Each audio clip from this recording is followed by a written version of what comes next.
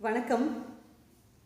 காதலியோ மனைவியோ பிரிஞ்சிருந்து திரும்பவும் ஒன்று சேர்ந்த தருணத்தில் கணவனிடமோ காதலனிடமோ, மாமா நான் இல்லாதப்போ கொஞ்சமாச்சும் என்னை மிஸ் பண்ணீங்களா அப்படின்னு கேள்வி கேட்டு நச்சரிச்சான்னு வைங்களேன்.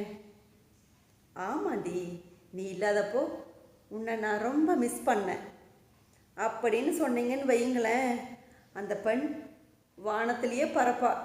ஆமாங்க, மிஸ்யூங்கிற வார்த்தை இல்லாமையோட வெளிப்பாடு.